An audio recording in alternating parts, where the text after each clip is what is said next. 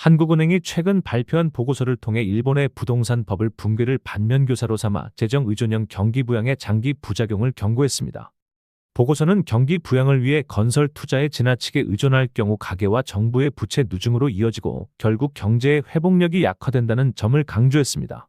또한 한국 경제 주체들에게 자산 가격 하락 이후 빚 부담으로 인한 소비 위축의 악순환을 경계하라는 메시지를 전달했습니다.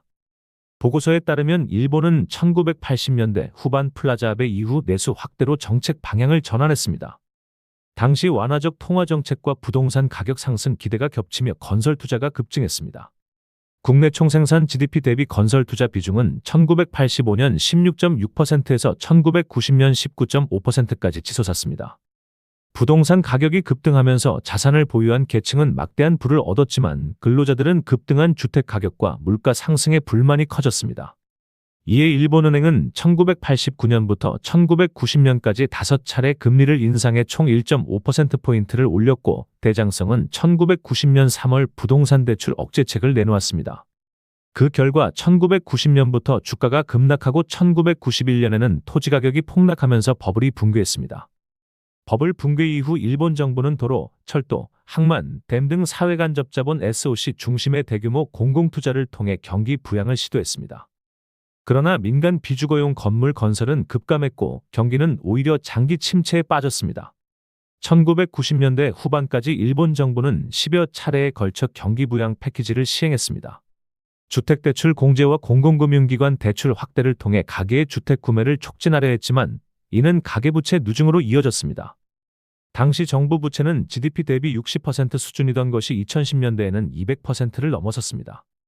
부실채권 규모도 1993년 12조 8천억 엔에서 2002년 27조 6천억 엔으로 급증했으며 이를 처리하기 위해 1998년부터 2003년까지 12조 엔의 공적자금이 투입됐습니다. 한편 주택 구입 활성화를 위한 세제 혜택과 대출 확대는 가계의 빚 부담을 늘려 이후 자산가격 하락 시 소비 위축을 심화시켰습니다. 한은은 보고서에서 가계 부채 비율이 자산가치 대비 10% 높아질 경우 평균 소비 성향이 0.26에서 0.22%포인트 감소한다고 분석했습니다. 이는 최근 한국의 영끌 대출 확대와 집값 과열 국면에도 중요한 경고로 받아들여지고 있습니다. 보고서는 또 중국의 건설 투자 침체가 지속되고 있지만 중국 정부는 급격한 경기 부양책을 자제하고 있다고 분석했습니다.